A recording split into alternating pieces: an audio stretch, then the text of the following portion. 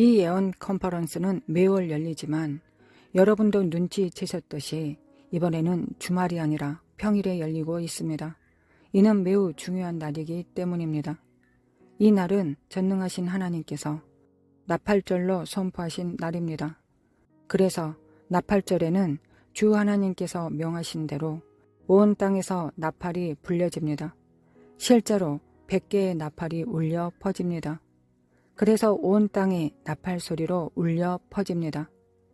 이처럼 살아계신 하나님의 임재 앞에 우리가 함께 모일 수 있는 아주 특별한 순간입니다. 하나님께서는 언제나 이런 거룩한 날에 특별한 말씀을 선포하십니다. 이것이 바로 우리가 이 특정한 날에 예언 컨퍼런스를 열게 된 이유입니다. 이번 나팔절의 절기는 22일 저녁에 시작되어 오늘로 끝이 납니다. 여러분이 예배가 시작되기 전부터 우리의 방송을 시청하셨다면 30분 동안 100개의 나팔이 불려지는 소리를 들으셨을 것입니다. 아주 놀라운 일이 있습니다. 2025년 9월 24일 이스라엘 땅에서 100명의 제사장이 모여 나팔을 불었습니다. 그런데 그 100개의 나팔 소리를 엔젤 TV를 통해 방송하였을 때 방금 전에 제가 깨달은 것이 있습니다. 그 나팔 소리가 실제로 온 땅을 덮었다는 것입니다. 왜냐하면 이제 엔젤 TV는 14개의 텔레비전 네트워크를 가지고 있고 위성을 통해 송출되기 때문입니다. 신호가 송출될 때 온 세상이 그 나팔 소리를 들었습니다. 하늘에 있는 모든 것이 그 소리를 들었습니다. 땅 위에 있는 모든 것이 그 소리를 들었습니다. 땅 아래에 있는 모든 것이 그 소리를 들었습니다. 바다 아래에 있는 모든 것까지 그 소리를 들었습니다. 그리고 살아계신 하나님의 그 나팔 소리에 온 그리스도인이 떨었습니다. 그렇다면 하나님의 백성인 우리가 살아계신 하나님의 소리에 얼마나 더 떨며 나아가야 하겠습니까? 출애굽기 19장에서 우리는 읽습니다. 하나님의 영광이 시내산에 임하실 때 강력한 천둥 소리가 났습니다. 이스라엘 자손들은 그처럼 크고 우렁찬 천둥 소리를 들어본 적이 없었습니다. 번개가 사방에서 번쩍였지만 구름도 없었고 비도 내리지 않았습니다. 밝은 대낮이었는데도 천둥이 울리고 번개가 번쩍였습니다. 그때 나팔 소리 같은 천둥 소리가 났습니다. 그 소리는 너무 크고 길게 울렸습니다. 그 소리가 얼마나 컸던지 300만 이스라엘 백성이 그 소리에 떨었습니다. 여러분, 그 날이 얼마나 두려웠을지 상상할 수 있겠습니까? 제 입에서 방금 이런 말이 나왔습니다. 그 날이 얼마나 두려웠을까? 그리고 제 마음에 한 성경 말씀이 떠올랐습니다.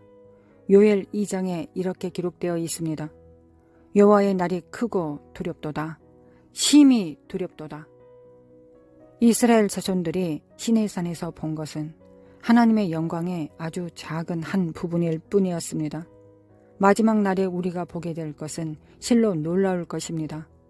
역사상 그 무엇도 그것을 견줄 수 없습니다. 그래서 성경은 계속해서 말합니다. 여호와의 날이 두렵도다. 사랑하는 형제자매 여러분, 아들, 딸 여러분, 우리는 하나님 앞에 두려운 마음으로 나아가야 합니다. 떨리는 마음으로 나아가야 합니다.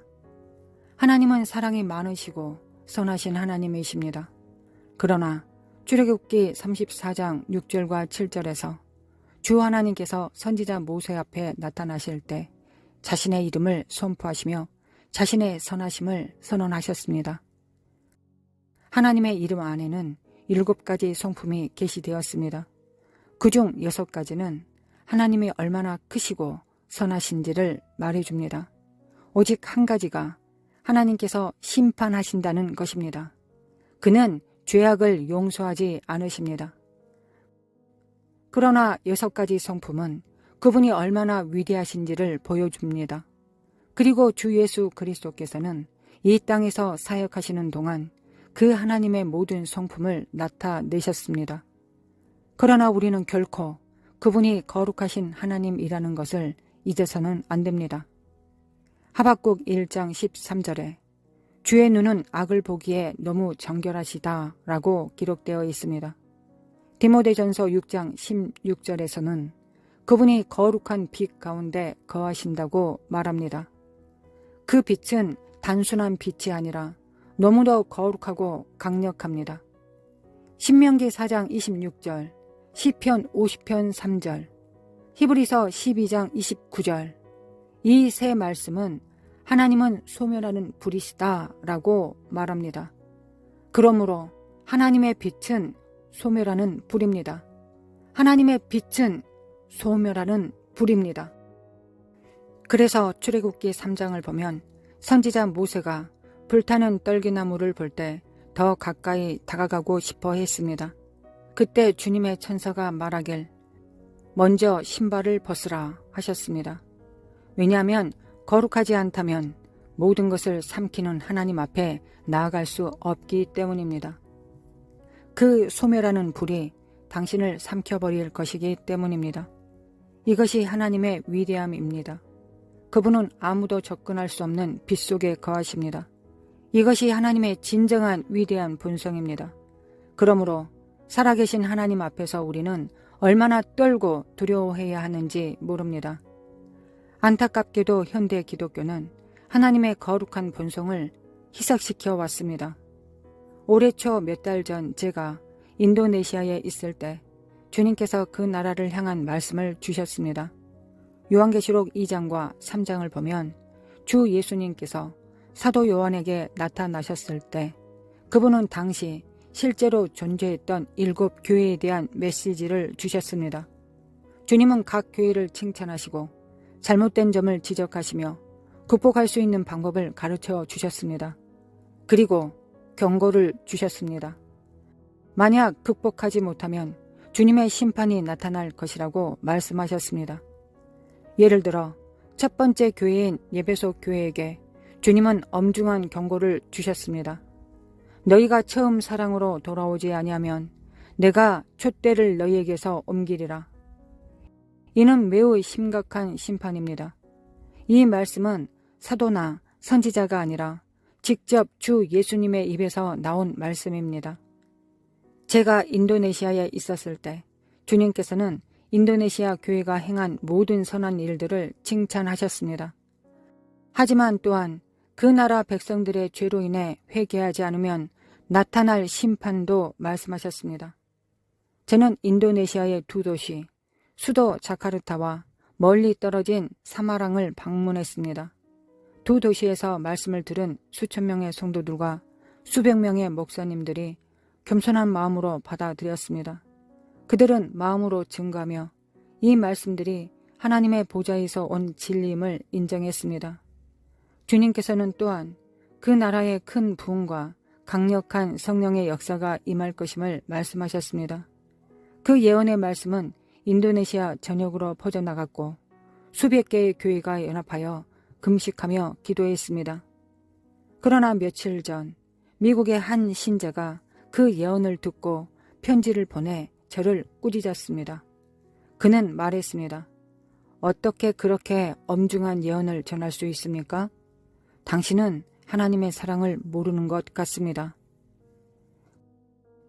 그는 번영복음학교 출신이며 하나님의 심판을 믿지 않습니다. 하지만 요한계시록 6장부터 마지막 장까지는 모두 하나님의 심판에 관한 기록입니다. 신명기 28장을 보면 절반은 하나님의 축복에 대해, 절반은 하나님의 저주에 대해 말하고 있습니다. 혹시 마음속으로 그건 구약 이야기 아니야? 라고 생각할 수 있지만 요한계시록은 신약에 있는 책입니다. 주 예수님의 가르침을 보십시오. 그분은 오직 사랑과 은혜만 전하셨습니까? 마태복음 7장 21절부터 23절에서 주님은 거짓 사역자들에게 엄중한 심판을 내리셨습니다. 마태복음 23장에서는 바리새인들을 매우 신랄하게 책망하셨습니다. 마태복음 21장에서 주님은 예루살렘 성전에 들어가 채찍으로 성전 안에 거짓 사역자들을 쫓으셨습니다. 이 모든 것은 사랑의 하나님이 하신 일입니다. 마태복음 24장에서는 밭에 있는 2 사람이 있는데 한 사람은 데려가고 한 사람은 남겨두겠다고 말씀하셨습니다. 마태복음 25장 열 처녀 비유에서 어리석은 5 처녀가 이미 닫힌 문을 두드리자 그 문은 결코 열리지 않을 것이다 라고 말씀하셨습니다. 자비는 베풀어지지 않았습니다.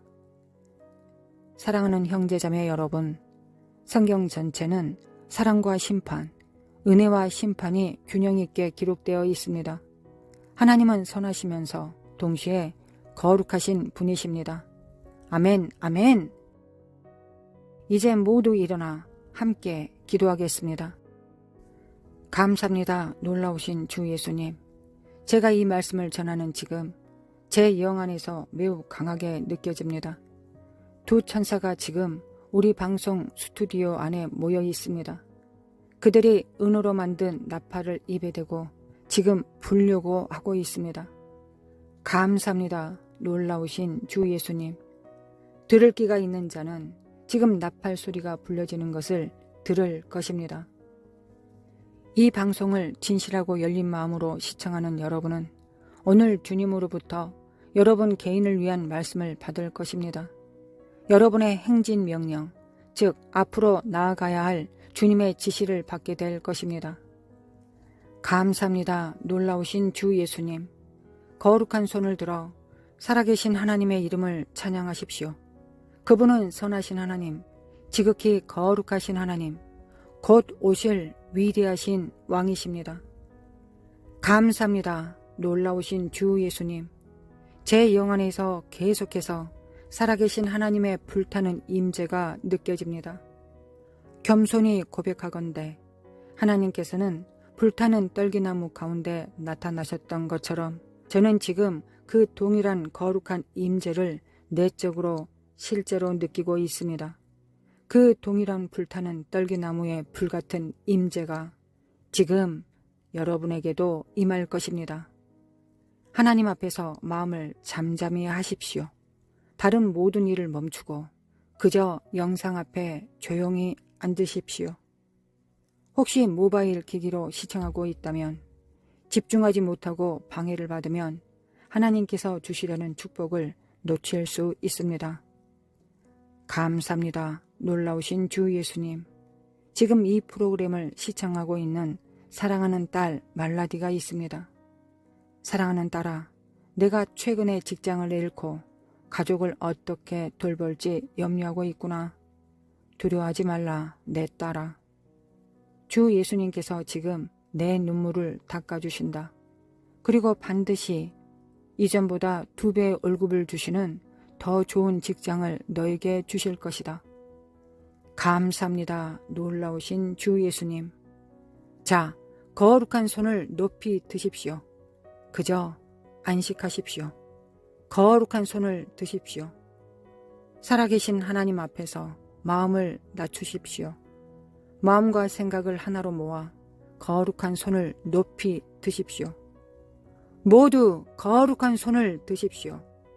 우리의 가장 은혜로우시고 사랑이 많으신 하늘 아버지, 오늘 복되신 주 예수 그리스도의 이름으로 거룩한 보좌 앞에 나아갑니다. 오늘 전 세계에 흩어져 있는 주님의 자녀들을 이렇게 모아주셔서 감사합니다. 우리 가운데 임하신 하나님의 거룩한 임재를 감사드립니다. 그리고 우리 가운데 성령님의 임재를 초청합니다.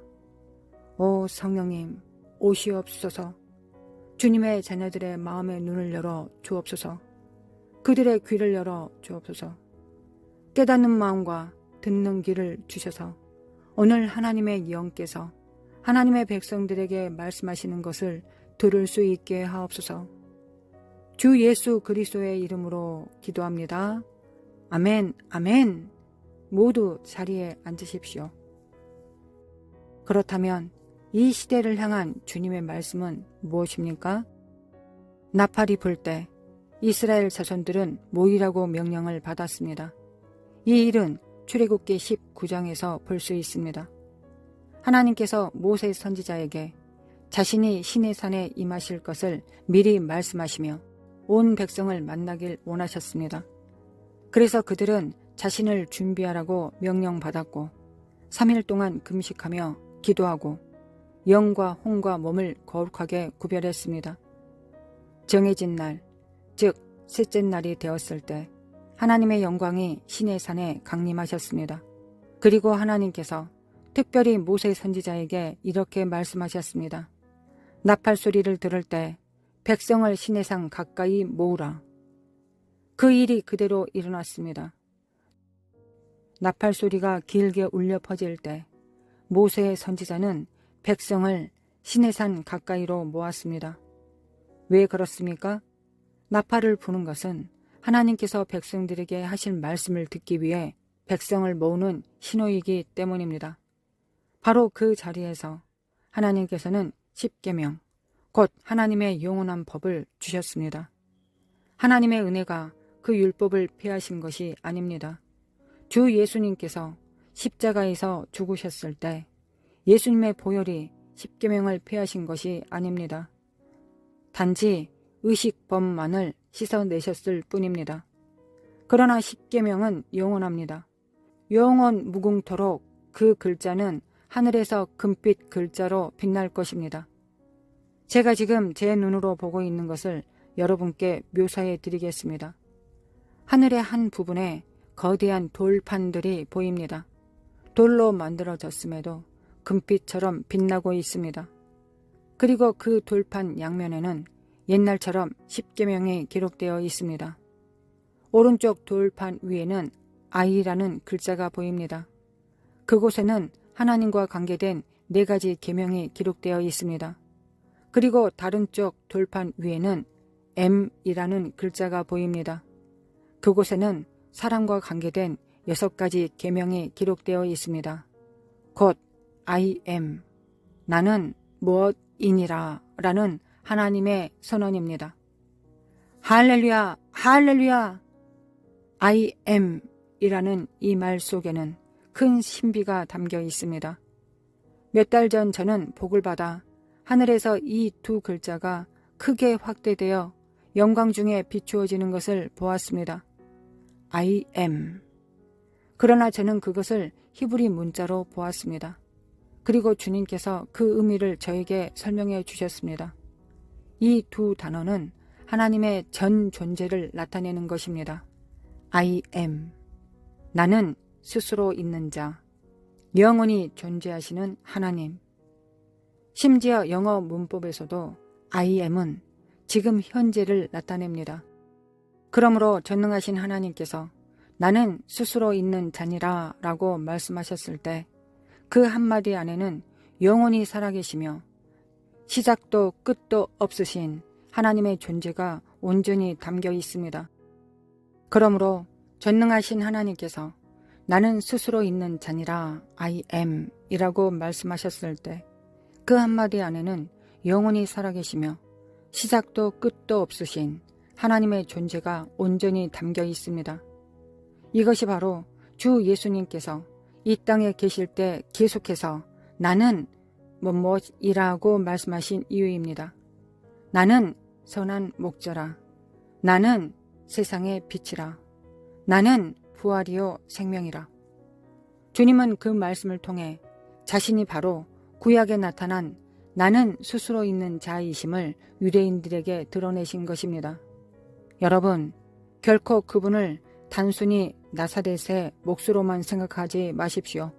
그것은 그분이 이 땅에서 지니셨던 인간의 모습일 뿐입니다. 그러나 그분은 죽은 자 가운데서 부활하실 때 온 우주의 위대한 하나님으로 일어나셨습니다. 그래서 아무도 그분 앞에 서 있을 수 없었던 것입니다.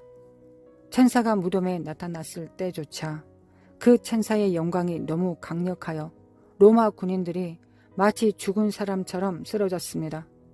천사의 영광만으로도 사람이 쓰러질 정도인데 하물며 사도행전 9장에서 사울 앞에 나타나신 주 예수의 영광이 얼마나 큰지 그 영광이 사울을 땅에 엎드러지게 한 것입니다.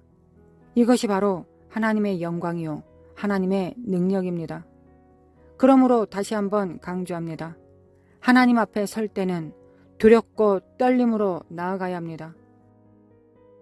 살아계신 하나님 앞에 무감각하고 무심한 태도를 버리십시오. 우리가 바꿀 수 있는 첫걸음은 그저 습관처럼 예수라고만 부르지 않는 것입니다.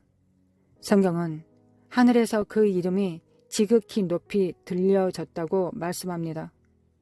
주 예수 그리스도의 이름 앞에 하늘에 있는 모든 것, 땅 위에 있는 모든 것, 땅 아래의 모든 것, 바다에 있는 모든 것이 다 그 이름 앞에 엎드려 경배합니다. 심지어 귀신들까지도 그 이름 앞에 떤다고 성경은 증언합니다. 그런데 유독 사람만이 그 이름을 함부로 대합니다. 이제부터 우리는 회개해야 합니다. 그리고 주님의 이름을 부를 때 경애와 존귀로 주 예수님이라고 존칭하며 불러야 합니다. 결코 이웃집 사람의 이름 부르듯 아무렇게나 말하지 마십시오. 그분은 주 예수 그리스도이십니다. 아멘. 그러므로 우리는 믿음으로 담대히 주님 앞에 나아갈 수 있지만 동시에 그분을 경외하며 두려움으로 사랑해야 합니다. 왜냐하면 주님의 보혈이 우리를 합당하게 하셨기 때문입니다. 예수 그리스도의 보혈이 모든 정죄를 제거하셨습니다. 보혈이 우리를 의롭다 하시어 하나님 보좌 우편에 앉을 자격을 주셨습니다. 이제 주께서 나팔 소리로 자기 백성을 모으실 때 그분은 그 백성에게 말씀하십니다. 출애굽기 19장에서 바로 그 일이 일어났습니다. 그 후 하나님께서는 여호와의 절기를 제정하셨습니다. 레위기 23장을 보면 이 절기는 유대인의 절기가 아니라 여호와의 절기라고 반복해서 기록되어 있습니다. 이스라엘 백성 누구도 하나님이 주시기 전까지는 이 절기를 알지 못했습니다. 그 절기는 모두 7가지인데 그중 5번째 절기가 바로 나팔절입니다. 지금이 바로 그 나팔절의 때입니다. 이 절기는 7째 달, 곧 티슈리월 첫째 달에 시작됩니다. 나팔이 온 땅에 울려 퍼질 때 백성들은 하나님의 말씀을 듣기 위해 모였습니다. 2025년 9월 22일 저녁, 새해 첫날의 첫 저녁에 제가 밤 9시 25분쯤 주님 앞에 머물러 있을 때 하늘이 열리고 주 예수님께서 이 계절에 일어날 일을 말씀하기 시작하셨습니다. 이제 제가 여러분에게 그 나팔 소리를 전하겠습니다. 주 하나님께서 첫 번째로 말씀하신 것은 이것입니다. 모든 민족이 하나님의 구원을 보리라. 이사야 49장 6절에 이렇게 기록되어 있습니다. 그가 이르시되 내가 나의 종이 되어 야곱의 지파들을 일으키며 이스라엘 중 보존된 자를 돌아오게 하는 것이 오히려 가벼운 일이라. 내가 또 너를 이방의 빛으로 삼아 나의 구원이 땅끝까지 이르게 하리라. 여러분이 구원이라는 단어를 들을 때 대부분은 예수 그리스도를 알게 되어 죄에서 구원받는 것만을 생각할 것입니다. 그러나 히브리어에서 구원이라는 말은 그보다 훨씬 깊은 의미를 담고 있습니다. 히브리어 언어로 구원은 예슈아라고 합니다. 이는 아람어로 주 예수님의 이름이기도 합니다. 예슈아라는 단어는 구원, 건져냄, 도움, 위험한 상황에서의 구출을 뜻합니다. 그러므로 구원은 단지 죄 사함만이 아니라 온갖 위험과 악으로부터의 건짐을 포함합니다. 성경에서 이 단어는 다양한 경우에 사용됩니다. 첫째, 출애굽기 14장 13절에서 이스라엘 백성이 애굽 사람들에게서 구원을 받을 때 쓰였습니다. 둘째, 악이나 위험으로부터의 일반적인 구출을 나타낼 때도 사용되었습니다. 신약 성경에서 구원이라는 단어는 죄 사함을 의미하기도 합니다. 히브리서 2장 3절은 이렇게 말합니다. 이 큰 구원을 우리가 등한히 여기면 어찌 그 보응을 피하리요. 곧 주 예수 그리스도께서 우리에게 주신 그 큰 구원입니다. 이사야 52장 10절을 보십시오. 앞서 주님이 말씀하신 것을 아름답게 증언합니다. 여호와께서 그의 거룩한 팔을 모든 나라의 목전에서 나타내셨으니 땅끝까지 모든 사람들이 우리 하나님의 구원을 보리라. 바로 이것이 이 계절에 나타날 것입니다. 모든 민족이 하나님의 구원을 볼 것입니다. 다시 말해 모든 민족이 하나님의 구원, 곧 하나님의 구출하심을 볼 것입니다. 모든 민족이 하나님의 도우심을 볼 것입니다. 모든 민족이 하나님께서 위험에서 건져주심을 보게 될 것입니다. 이것이 바로 하나님께서 이 시기에 행하실 일입니다. 성경은 이렇게 말씀합니다. 데살로니가 전서 5장 9절, 디모데후서 2장 10절에 주 예수 그리스도께서 구원을 주시려고 나타나셨다고 기록되어 있습니다. 그 주님의 구원은 두 가지를 포함합니다. 첫째, 죄로부터의 구원. 둘째, 하나님의 능력이 나타나는 것입니다. 사도행전 10장 38절을 보면 하나님이 나사렛 예수에게 성령과 능력을 기름 붓듯 하셨음에 그가 두루 다니시며 선한 일을 행하시고 마귀에게 눌린 모든 사람을 고치셨다고 말씀합니다. 이것이 바로 구원입니다. 죄에서 우리를 구원하실 뿐 아니라 질병과 마귀의 억압에서도 우리를 건지시는 구원의 두 가지 사역입니다. 주님께서 말씀하십니다. 내가 내 백성에게 나의 구원을 나타내리라. 여기서 내 백성이란 유대인과 교회를 뜻합니다. 하나님께서 유대인에게도 그리스도인들에게도 자신의 구원을 나타내실 것입니다. 왜 그렇게 하실까요? 주께서 말씀하시기를 두 무리가 모두 압제를 당하고 박해를 받을 것이니라. 이 일이 곧 다가올 것입니다. 예레미야 30장 6절부터 7절을 보면 이는 야곱의 환난의 때라고 하셨습니다. 유대 민족에게 큰 환난의 때가 임할 것입니다.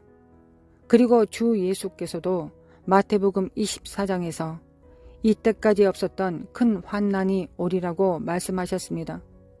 그렇다면 그리스도인들은 어떠합니까? 디모데후서 3장 12절은 이렇게 말씀합니다. 그리스도 예수 안에서 경건하게 살고자 하는 자는 다 박해를 받으리라. 불과 며칠 전 미국에서 매우 경건한 기독교 보수 운동가 한 분이 총에 맞아 죽었습니다. 여러분도 들으셨을 것입니다. 온 세상이 그 소식을 알았습니다. 왜 그가 살해되었습니까? 그가 보수적 가치와 성경적 가르침을 전했기 때문입니다. 그는 공개적으로 자신을 그리스도인이라고 부르며 사람들을 경건한 삶으로 돌이키라고 외쳤습니다. 그를 쏜 범인은 이렇게 말했습니다. 나는 그의 가르침이 싫다. 성경이 이미 이런 사건에 대해 말씀하셨습니다. 그리스도 예수 안에서 경건하게 살고자 하는 자는 다 박해를 받으리라. 이 박해는 점점 더 심해질 것입니다. 지금 이 시간에도 전 세계적으로 유대인들은 반유대주의의 공격을 받고 있습니다. 그리고 현재 가자 지구에서 일어나는 전쟁 때문에 온 세상의 분노가 이스라엘을 향하고 있습니다. 얼마 전 뉴욕에서 열린 유엔 총회에서 대부분의 나라들이 팔레스타인을 국가로 인정하겠다고 다짐했습니다. 그들이 그렇게 한 목적은 무엇입니까? 이스라엘에게 전쟁을 멈추게 하고 그들의 땅을 나누어 팔레스타인 사람들에게 주도록 압박하기 위함이었습니다. 지금 유엔에서 일어나고 있는 이 일은 구약의 예언 성취입니다. 하나님께서 말씀하셨습니다. 내가 모든 나라를 모아 예루살렘을 치게 하리라. 그때 이스라엘이 그 땅을 나눌 수밖에 없게 되리라. 이 말씀이 스가랴 14장에 기록되어 있습니다. 또한 주께서 말씀하셨습니다. 내가 예루살렘을 모든 민족에게 취하게 하는 떨게 하는 잔이 되게 하리라. 지금 온 세상의 눈이 예루살렘을 주목하고 있습니다. 절반, 곧 동예루살렘을 그들의 미래의 수도로 삼고자 하고 서예루살렘은 이스라엘의 일부가 되기를 원합니다. 지금 벌어지는 모든 전쟁은 바로 이것을 둘러싼 것입니다. 수천 년 전에 예언된 말씀이 지금 얼마나 실제로 이루어지고 있는지 보십시오. 예루살렘이 모든 민족에게 떨게 하는 잔이 되리라. 사랑하는 형제자매, 아들, 딸 여러분, 예언이 지금 여러분의 눈앞에서 이루어지고 있습니다. 어찌하여 주 예수의 속히 오심을 보면서도 아직도 눈이 가려져 있습니까? 어찌하여 준비하지 못한 채 눈멀어 있습니까? 이제 회개하고 우리를 쉽게 얽매는 모든 죄와 무거운 것을 벗어버리십시오. 지금은 세상에서 재물을 쌓을 때가 아닙니다. 하나님이 주신 재능을 하나님의 영광을 위해 사용하십시오. 때가 더 이상 지체되지 않을 것입니다. 교만을 버리십시오. 자아를 버리십시오. 오만을 버리십시오. 살아계신 하나님 앞에서 자신을 낮추십시오. 처음 사랑으로 돌아가십시오.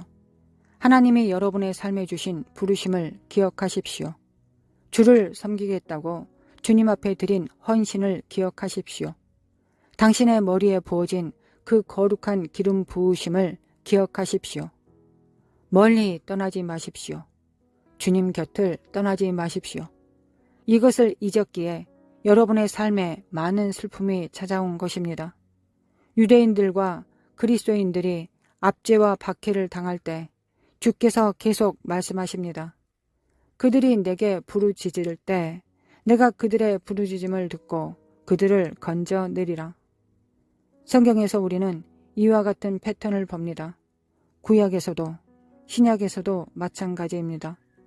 출애굽기 2장 23절과 3장 9절에 보면 이스라엘 자손이 바로의 큰 압제를 받을 때 밤낮으로 하나님께 부르짖었습니다. 300만 명의 이스라엘 백성이 마음을 다하여 하나님께 부르짖었습니다.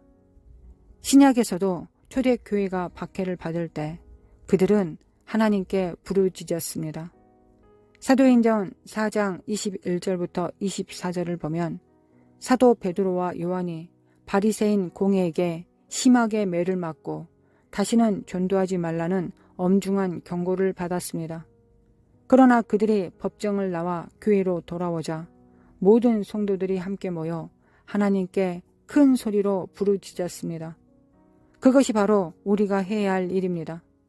육신적으로 대응하지 말고 하나님의 보좌를 움직이도록 마음을 다해 부르짖는 것입니다. 하나님의 백성이 주께 부르짖을 때 주 예수께서 말씀하십니다. 내가 나의 크신 능력을 나의 백성 곧 유대인에게 나타내리라. 그리고 교회를 통해 나의 능력을 나타내리라. 이 말씀을 들었을 때 매우 흥미로웠습니다. 제가 이 말씀을 묵상했는데 주님께서 유대인에게는 직접 그분의 능력을 나타내시되 교회를 통해서는 그 능력을 나타내신다고 하셨습니다. 성경이 떠올랐습니다. 유대인에게는 하나님이 그분의 능력을 나타내셨습니다. 출애굽기 7장부터 14장까지 그 기록을 볼 수 있습니다. 그리고 사도행전 4장 33절과 5장 12절에서는 하나님이 교회를 통해 그 능력을 나타내셨음을 볼 수 있습니다. 하나님이 그들 안에 계셔서 그들을 통해 일하시며 그들이 바로 하나님의 능력을 드러내는 통로가 되었던 것입니다. 사랑하는 형제자매, 아들, 딸 여러분, 이것이 하나님께서 이제 온 세상 가운데 행하실 첫 번째 놀라운 일입니다. 그분의 구원을 나타내실 것입니다. 그리고 두 번째로 하나님은 새로운 시작을 일으키실 것입니다. 어떤 방식으로입니까? 하나님의 신성, 곧 삼위일체에 관한 새로운 계시가 나타날 것입니다. 골로새서 2장 1절부터 3절을 보면 아버지와 아들과 성령에 대한 하나님의 비밀의 지식이 그리스도 안에 감추어져 있음을 읽게 됩니다. 이제 그 지식, 그 비밀을 주께서 여러분에게 나타내실 것입니다. 요한계시록 10장 7절에서 힘있는 천사가 사도 요한 앞에 나타나 이렇게 말했습니다. 일곱째 천사가 나팔을 불 때 하나님의 비밀이 이루어지리라. 무언가가 이루어진다는 것은 먼저 시작되어야 한다는 뜻입니다. 이제 그 시작이 일어날 것이며 일곱째 천사가 나팔을 불 때 그것이 완성될 것입니다. 하나님의 비밀, 곧 하나님의 신성이 우리에게 드러나게 될 것입니다. 주 예수님께서 그 비밀을 요한복음 14장에서 소개하셨습니다. 그분은 아버지 하나님에 대해 그리고 성령님에 대해 드러내셨습니다. 예수님이 제자들에게 말씀하실 때 빌립이 이렇게 여쭈었습니다. 주여, 아버지를 우리에게 보여주옵소서. 그때 주 예수님께서 요한복음 14장 7절에서 11절에 이렇게 말씀하셨습니다. 빌립아, 나를 본 자는 아버지를 보았느니라. 곧 주 예수님을 깊이 아는 만큼 우리는 아버지 하나님을 계시로 알게 된다는 것입니다. 그러므로 지금 주님이 여러분에게 말씀하십니다. 주 예수께 더욱 가까이 나아가야 합니다. 여러분 가운데는 하나님께 더 가까이 나아가기를 깊이 사모하는 사람들이 있습니다. 또 어떤 이들은 특별히 부르심을 받아 하나님 앞에만 머물도록 구별된 자들이 있습니다. 이것이 여러분에게 쉽지 않았을 것입니다. 사이와 가정에서 자신을 떼어내야 하기 때문입니다. 그러나 바로 여러분이 이 계시를 위해 준비된 사람들입니다. 그러므로 이제 간절히 주 예수께 가까이 나아가기를 사모하십시오. 여러분이 한 걸음씩 더 가까이 다가갈 때마다 하나님의 계시가 한 겹씩 벗겨져 드러날 것입니다. 제가 최근에 유튜브에서 한 의료 영상을 보았습니다. 외과 의사가 한 사람의 복부 수술을 하는 장면이었습니다. 의사가 작은 메스를 손에 들고 피부를 조심스럽게 절개했습니다. 첫 번째 피부층을 열고 또 그 아래층을 조심히 절개했습니다. 이렇게 5겹의 피부층을 하나씩 열어간 뒤에야 몸 안에 장기가 나타났습니다. 이와 똑같이 우리가 주님께 한 걸음씩 더 가까이 나아갈 때마다 하나님의 얼굴이 한 겹씩 계시됩니다. 마침내 아버지 하나님을 보게 될 것입니다. 하나님은 지금 그것을 여러분에게 이루기를 원하십니다. 여러분은 그분께 더 가까이 나아갈 준비가 되어 있습니까? 감사합니다. 놀라우신 주 예수님. 제가 지금 이 말씀을 전하는 이때 여러분 중 몇몇은 영 안에서 강한 감동을 느끼고 있습니다. 지금 성령의 능력에 사로잡혀 쓰러지는 사람들도 있습니다. 특별히 한 소녀, 아직 10대의 한 자매가 지금 주님을 보는 환상으로 들어가고 있습니다. 이 프로그램을 주목하며 바라보는 중에 성령께서 당신을 이끌어 주 예수님을 보는 환상으로 들어가게 하십니다. 감사합니다. 놀라우신 주 예수님. 지금 이 방송을 시청하는 동안 주님께서 놀랍고 영광스러운 일을 행하고 계십니다. 그리고 주 예수님은 성령님에 대해서도 계시해 주실 것입니다. 요한복음 14장 16절과 17절, 26절, 그리고 16장 13절에서 15절을 보면 주 예수님이 성령님을 소개하셨습니다.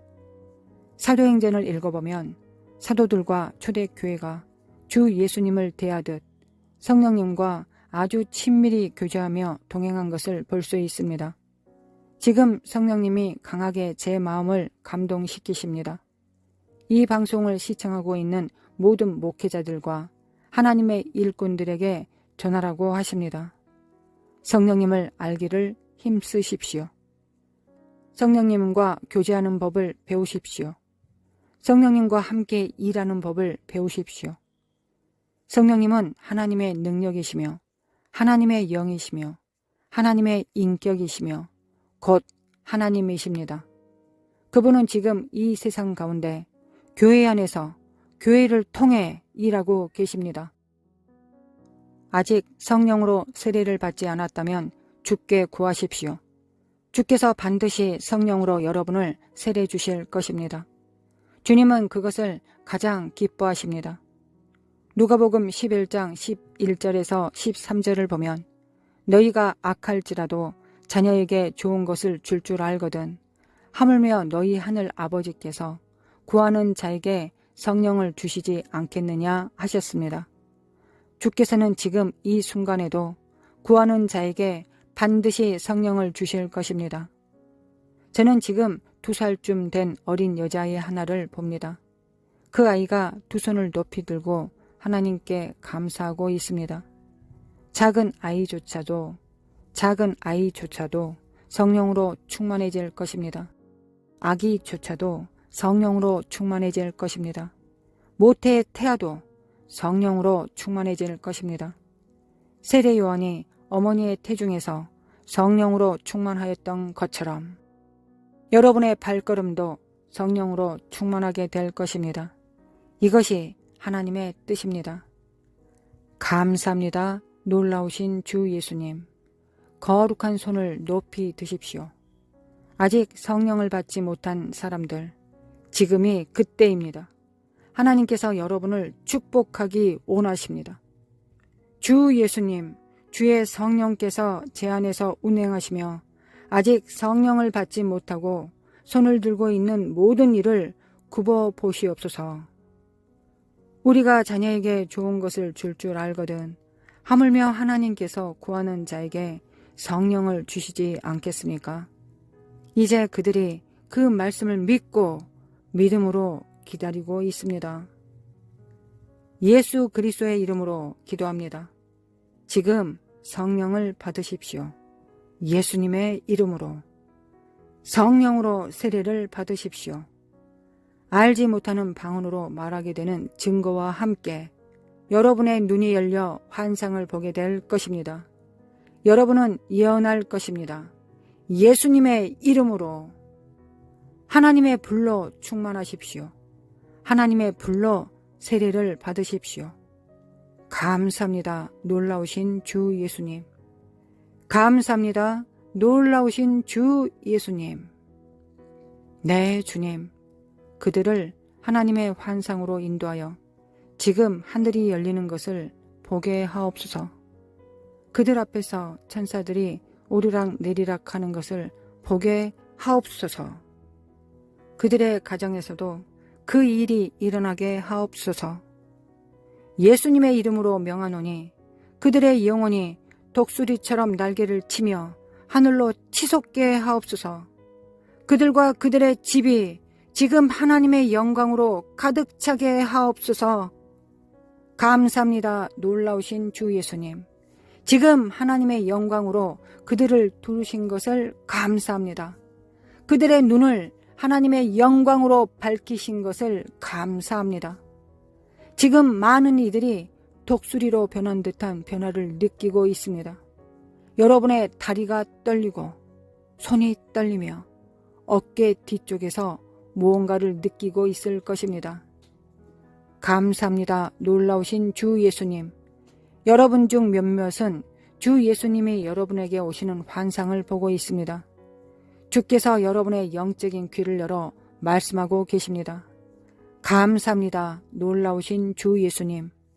감사합니다. 놀라우신 주 예수님. 오 거룩하신 이름을 찬양합니다. 주님은 선하신 하나님이십니다. 놀라우신 주 예수님. 지극히 높으신 위엄의 주님.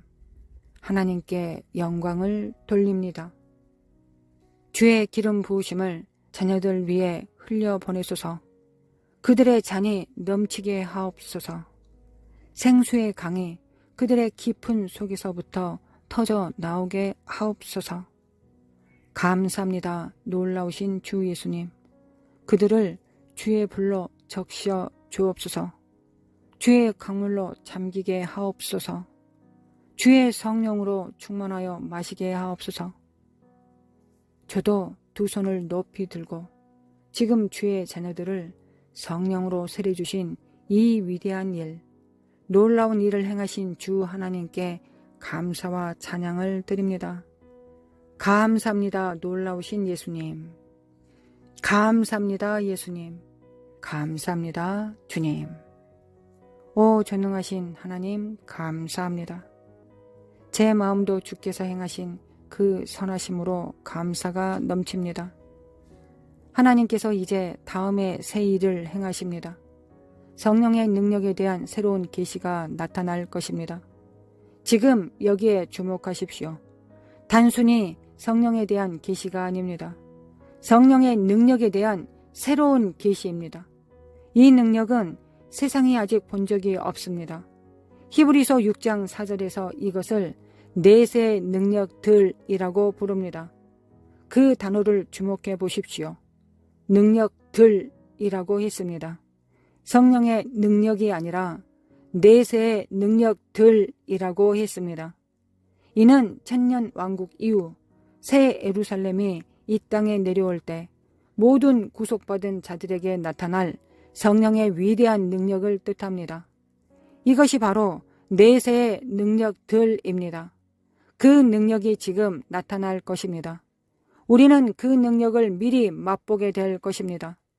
그러므로 성령의 능력에 대한 새로운 계시가 이제 나타나고 하나님의 백성들이 그것을 경험하기 시작할 것입니다. 그런데 이 능력이 모든 사람에게 주어질까요? 아닙니다. 주 하나님께서 말씀하시기를 이 능력은 이름 없이 인정이나 대가를 바라지 않고 알려지지 않은 접근하기 어려운 곳에서 진실하게 주를 섬기는 자들에게 임할 것이라고 하셨습니다. 하나님을 진실하게 섬기는 자들에게 임할 것입니다. 그들은 진실하게 순전한 양심으로 하나님을 섬깁니다. 희생적으로 섬기며 어떤 인정을 기대하지 않습니다. 설교하러 가더라도 돈을 받을 것을 전혀 기대하지 않으며 어떤 보수도 요구하지 않습니다. 그들은 접근하기 어려운 곳으로 갈 것입니다. 즉 그리스도의 이름이 한 번도 선포되지 않은 지옥으로 가는 것입니다. 이미 많은 어부들이 고기를 잡는 같은 연못에서 낚시하는 것이 아닙니다. 바다는 크고 광대합니다. 하나님께 어디로 가야 할지 물으십시오. 사도행전 13장 1절부터 2절을 보면 선지자들과 교사들이 함께 모여 주께 예배드릴 때 성령께서 말씀하셨습니다. 바나바와 사울을 내 일을 위하여 따로 세우라. 그러므로 성령님께 물으십시오. 성령님, 저에게 무엇을 하길 원하십니까? 어디로 가길 원하십니까? 그러면 성령님께서 하나님의 계획을 보여주실 것입니다. 그때 내세 능력들이 나타날 것입니다. 추수의 일꾼들 가운데서 하나님을 찾는 강한 각성이 일어날 것입니다. 갑자기 여러분의 영 안에서 하나님의 얼굴을 더욱 구하고자 하는 큰 격동을 느끼게 될 것입니다. 성령의 능력을 더 사모하도록 깊은 갈망이 일어날 것입니다. 이것이 바로 여러분이 택함받은 자라는 표적입니다. 그 내적 떨림을 느끼는 이들이 있습니다. 마음 깊은 곳에서 그 떨림을 느끼는 이들. 이 말씀이 바로 여러분을 위한 것입니다. 이제 여러분의 얼굴을 하나님께로 향해 하나님의 얼굴을 구하십시오. 성령의 능력에 더 크고 새로운 기름 부음을 간절히 부르짖어 구하십시오. 그런 이들 위해 하나님께서 성령의 큰 보호주심을 주실 것입니다. 그런 이들 위해 하나님께서 성령의 큰 부어주심을 주실 것입니다. 그것은 오순절날 일어난 것처럼 엄청날 것입니다. 사도행전 2장 1절부터 4절에 기록된 대로 120명이 금식하며 기도할 때 성령이 임하시자 집이 마치 지진이 난 것처럼 실제로 흔들렸습니다. 1942년부터 1945년까지 인도 북부 다즐링 지역의 칼림퐁이라는 산지에서 위대한 부흥이 일어났습니다. 저는 그 부흥을 직접 목격한 목사님의 증언을 들었습니다. 그 목사님은 제 좋은 친구가 되셨는데 그분이 이렇게 들려주셨습니다. 부흥이 일어나던 그때 성령의 능력이 부어졌는데 마을 사람 전부가 교회 위에 불이 붙는 것을 실제로 보았습니다. 그래서 소방서에 신고했고 많은 소방대원들이 와서 교회에 수십 갤런의 물을 쏘았습니다. 그만큼 실제로 보이는 불이었기 때문입니다. 이 일이 다시 일어날 것입니다. 할렐루야! 할렐루야! 여러분의 교회에서 일어날 것입니다. 여러분의 사역지에서 일어날 것입니다. 여러분이 하나님의 사역을 위해 가는 곳마다 이 일이 일어날 것입니다. 하나님께서 왜 이런 일을 행하실까요? 주 예수님께서 요한복음 14장 12절에서 이렇게 말씀하셨습니다. 내가 하는 일을 너희도 할 것이요 이보다 더 큰 일도 하리라. 바로 이것이 일어날 것입니다. 하나님께서 이제 새로운 세대를 일으키실 것입니다. 이 세대가 이전 세대를 대신할 것입니다. 시편 22편 30절부터 31절에 이렇게 기록되어 있습니다. 후손이 그를 섬길 것이요 주께 대하여 한 세대로 여김을 받을 것이라. 그들이 와서 주의 의를 후에 올 백성에게 전하리니 이는 주께서 이를 행하셨음이라. 이것이 바로 마지막 때 하나님이 일으키실 그 새로운 세대입니다. 이 세대가 이전 세대를 대신할 것입니다. 왜 주님이 이렇게 하실까요? 주의 성령께서 말씀하십니다. 옛 세대는 낡은 틀에 갇혀 변화를 받아들이려 하지 않기 때문입니다. 그들은 마치 항상 예수님께서 문제와 흠을 찾던 바리새인들처럼 새로운 변화를 받아들이려 하지 않았습니다. 옛 것에만 머물러 있었습니다. 그러므로 하나님께서 새로운 세대를 일으키실 것입니다. 이 새로운 세대는 요엘서 2장 28절부터 29절의 세대입니다. 그 세대는 어린이들, 청년들, 늙은 남자들, 늙은 여자들, 그리고 하나님의 종들, 이 네 부류의 사람들로 구성될 것입니다. 하나님이 일으키실 이 새로운 세대는 하나님을 진실하게 섬길 자들입니다. 그들은 정치 노름을 하지 않을 것입니다. 돈을 쫓지 않을 것입니다. 명예를 추구하지 않을 것입니다. 그들의 얼굴은 언제나 태양을 바라보는 해바라기처럼 살아계신 하나님을 향해 있을 것입니다. 이것이 하나님께서 일으키실 세대입니다. 지금 이 순간에도 천사들이 그 새로운 세대의 사람들 위해 표를 두기 위해 나아가고 있습니다. 요한계시록 7장을 보면 천사들이 표를 두기 위해 나아간다고 기록되어 있습니다. 천사들이 모든 택하신 유대인의 이마에 표를 두었습니다. 그리고 그들은 새로운 것을 받아들이도록 성령께서 그 마음을 일깨우실 것입니다. 이 새 세대는 성령의 감동으로 새 일을 받아들이게 될 것입니다. 왜냐하면 성령님께서 행하실 새로운 일들은 과거에 전례가 없기 때문입니다. 그들은 마치 먹이를 기다리며 부모 새를 향해 입을 크게 벌리고 있는 굶주린 새끼 새와 같을 것입니다. 최근 제가 본 영상에서도 아직 눈도 뜨지 못한 새끼 새들이 입을 크게 벌리고 어미 새가 먹이를 가져다 주기를 기다리고 있었습니다. 이 새로운 세대가 바로 그러할 것입니다. 그들이 입을 크게 벌린다는 것은 마음을 크게 열겠다는 뜻입니다. 그들의 생각은 옛 방식에 갇히지 않고 하나님께서 행하실 새로운 일을 위해 열려 있을 것입니다. 그들의 눈은 환상을 보는데 더욱 예리해질 것이며 그들의 입술은 예언하는데 더욱 예리해질 것입니다. 성령께서 말씀하십니다. 보라, 내가 새 일을 행하리라.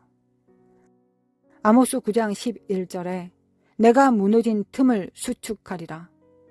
모든 무너진 성벽, 모든 허물어진 틈을 내가 고치리라. 그것을 어떻게 하실까요? 오랫동안 영적 전쟁으로 인해 지치고 낙심한 믿는 자들, 그들이 바로 그 틈입니다. 그리스도의 군사가 지독히 낙심했을 때 또는 예언적 중보자가 하나님 앞에 서 있지 못할 때 그로 인해 성벽에 틈이 생깁니다. 그 틈은 낙심한 믿는 자들로 인해 생기는 것입니다.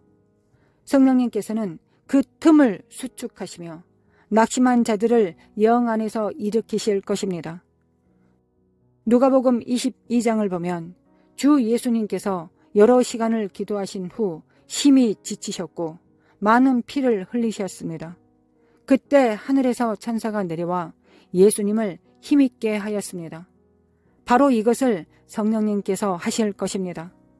그분은 믿는 자들을 강하게 하심으로써 그 틈을 고치실 것입니다.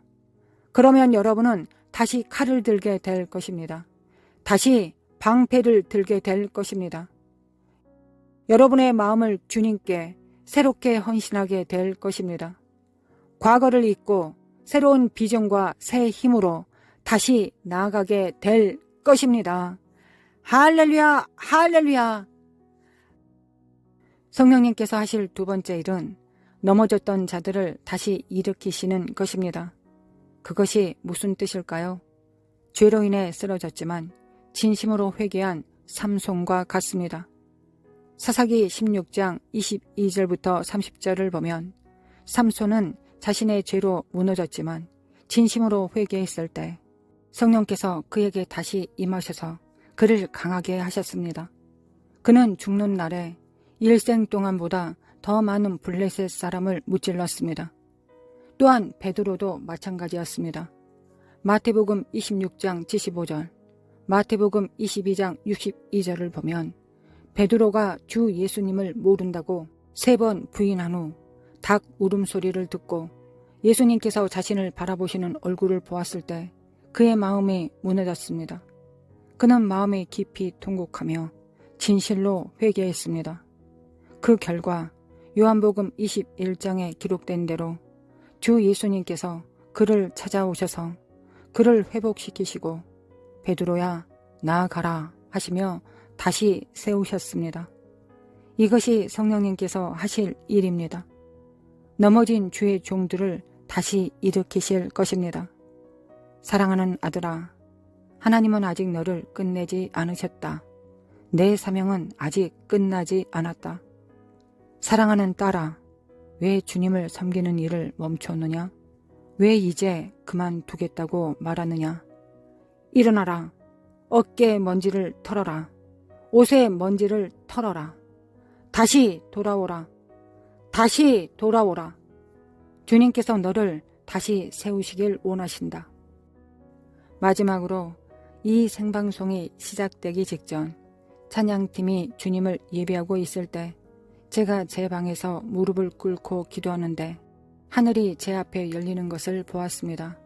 거기에 수많은 성도들이 주 예수님 앞에 모여 하나님께서 하실 말씀을 들으러 모였습니다. 그리고 그 큰 무리 앞에 두 위대한 성도 모세와 엘리야가 서 있는 것을 보았습니다. 그때 주 예수님께서 말씀하셨습니다. 내가 온 땅에 새 일을 행하리라. 이것을 백성에게 전하라. 강조하여 전하라. 내가 온 땅에 새 일을 행하리라. 내 백성을 위하여 일어나 싸우리라. 내가 일어나 내 백성을 위하여 싸우리라.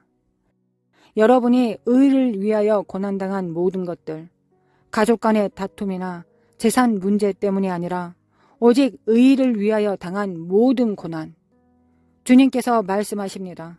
내가 일어나 내 백성을 위하여 싸우리라. 그때 주 예수님께서 제게 말씀하셨습니다. 이 비밀을 그들에게 나누어 주거라.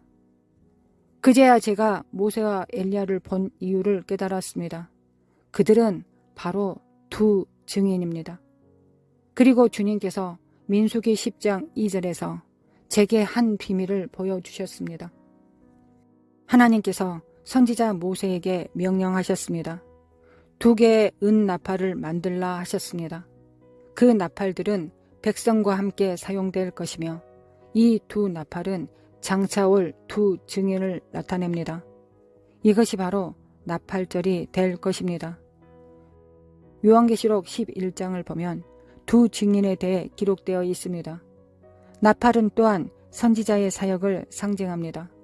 두 증인이 이 땅에서 사역을 시작할 때 그것이 바로 나팔절, 즉 나팔을 부는 절기가 될 것입니다. 여러분, 나팔절이라는 히브리 단어는 단순히 나팔이라고만 하지 않습니다. 나팔을 분다라는 뜻입니다. 즉, 하나님의 생명을 전달한다는 의미이며 하나님의 영을 방출한다는 뜻입니다. 구약에서 시작된 나팔절은 두 증인이 이 땅에 올 때 절정에 달할 것입니다. 사랑하는 형제자매, 아들, 딸 여러분, 우리는 이러한 사건들이 매우 가까운 장래에 일어날 때를 살고 있습니다. 그러므로 이 세상의 근심이 여러분 마음을 짓누르도록 하지 마십시오. 여러분의 필요를 위해 이 세상만 바라보지 마십시오. 눈을 들어 위에 있는 것들을 바라보십시오. 골로새서 3장 1절부터 2절에 이렇게 기록되어 있습니다. 위의 것을 찾으라. 그리하면 완전하게 되리라. 감사합니다. 놀라운 주 예수님. 그분은 곧 오십니다. 이제 함께 기도합시다. 모두 일어나십시오. 감사합니다. 놀라운 주 예수님. 그때 제 영혼이 노래합니다. 나의 구원자 하나님께 내 영혼이 노래하네. 오 주여, 주는 얼마나 위대하신가. 나의 구원자 하나님께 내 영혼이 노래하네. 주여, 주는 얼마나 위대하신가. 감사합니다. 놀라우신 하나님. 감사합니다. 놀라우신 하나님. 주님, 이 시간 모든 아들, 딸들에게 축복의 손을 펴소서. 저에게 주신 모든 말씀을 성실히 그들에게 전했습니다. 이 말씀은 주님께서 제 입에 담아 주셨습니다. 이제 주님의 능력이 그들의 삶 속에서 나타나기를 기도합니다. 이미 그들의 삶에서 시작된 선한 일이 완전하게 이루어지기를 기도합니다. 모두 거룩한 손을 들어 살아계신 하나님의 이름을 찬양하십시오. 제 영 안에 또 다른 감동이 느껴집니다. 자, 입을 크게 열고 하나님께 영광을 돌리십시오. 지금 성령의 언어로 기도할 수도 있습니다. 침묵하지 마십시오. 하나님의 영광이 이곳에 여전히 있습니다. 제가 보는 것은 여러분 있는 곳으로 내려오는 부드럽고 부드러운 안개 같은 구름입니다. 감사합니다. 놀라우신 주 예수님. 그 안개 구름이 여러분과 여러분의 가정을 감싸고 있습니다. 주님, 감사합니다. 집안이 따뜻함에도 불구하고 지금 여러분 주위에 서늘한 바람이 느껴집니다. 그것은 지금 내려오는 하나님의 영광의 구름입니다. 사랑하는 딸 말라, 너의 삶을 온전히 주 예수님께 완전히 헌신하거라. 너는 이미 이전에 하나님께 자신을 봉헌했지만 지금 다시 세상에서 자신을 거두고 주님께 드리거라. 또 한 젊은이 쿠마르, 사랑하는 아들 쿠마르, 너의 삶을 온전히 주님께 헌신하거라. 담배 습관을 끊고 눈으로 행하는 악한 습관도 버리거라. 지금 바로 주 예수님께 너의 삶을 완전히 맡기거라. 감사합니다. 놀라우신 주 예수님. 제가 보는 것은 주 예수님의 눈이 이 방송을 보고 있는 모든 목사님들과 전도자, 하나님의 종들, 여성 사역자들을 바라보고 계신다는 것입니다. 주님께서 모세에게 하신 것처럼 말씀하십니다. 그 땅에 있는 뿌리를 버려라. 주님께서 말씀하십니다. 내 교회를 위한 너의 계획들을 내려놓아라. 내가 내 계획을 주겠다. 내가 내 능력의 새 뿌리를 주겠다. 하지만 먼저 너희는 옛 것을 내려놓아야 한다. 그리고 주님께서 여러분에게 새 신을 심겨주실 것입니다. 여러분 사역을 위한 새로운 시작입니다. 감사합니다. 놀라운 주 예수님. 주님의 눈이 한 목사님의 아내를 보고 계십니다. 목사님의 아내이지만 여전히 남편과 동등하게 주님을 섬기고 있습니다. 사랑하는 딸아, 지금 주님의 손길이 너에게 임하고 있다. 입을 열고 예언하거라. 지금 너의 입안에 있는 불이 심겨지고 있다. 감사합니다. 놀라우신 주 예수님. 지금 하나님의 모든 능력이 여러분에게 임하고 있습니다. 감사합니다. 놀라우신 주 예수님. 감사합니다. 놀라우신 주 예수님. 이 방송을 시청하고 있는 모든 청년들아, 주님께서 너희에게 너희 삶을 온전히 맡기라고 부르고 계신다. 사랑하는 아들, 딸 여러분, 지금 있는 자리에서 무릎을 꿇으십시오. 온전히 삶을 주님께 맡기겠습니까? 만약 그렇다면 지금 바로 무릎을 꿇고 살아계신 하나님께 손을 들어 올리십시오. 그리고 주님께 이렇게 고백하십시오. 주님, 더 이상 내 길도 내 뜻도 없습니다. 나는 온전히 주님께 내 삶을 드립니다. 감사합니다. 놀라우신 주 예수님. 주 예수님, 지금 무릎 꿇고 순종하는 모든 청년, 아들, 딸들을 보시고 지금 당장 그들에게 축복의 손을 얹어 주십시오. 그들의 몸이 주님의 강력한 능력 앞에 견디지 못하게 하시고 지금 바로 주님의 강력한 손길을 경험하게 하소서. 감사합니다. 놀라우신 주 예수님. 그들의 몸과 영혼을 주님의 영광으로 가득 채워 주십시오. 그들의 눈을 밝게 하셔서 영광의 환상을 보게 하소서. 감사합니다. 놀라우신 주 예수님. 오 지극히 높으신 하나님께 영광을. 자, 모두 거룩한 손을 들어 올리십시오. 주님께서 여러분을 축복하시고 지켜주시며 얼굴을 비추사 은혜를 베푸시고 주님의 얼굴을 들어 평안을 주시기를 기도합니다. 아멘, 아멘, 아멘. 주님, 우주 만유의 왕이신 하나님, 주님께 찬양과 감사와 영광을 드립니다. 사랑하는 형제, 자매, 아들, 딸 여러분, 오늘 우리는 하나님께서 주신 풍성한 축복을 받았습니다. 하나님께서 강력하게 여러분을 만지시고 자유케 하실 것입니다. 하나님께서 여러분 모두를 축복하시기를. 아멘, 아멘.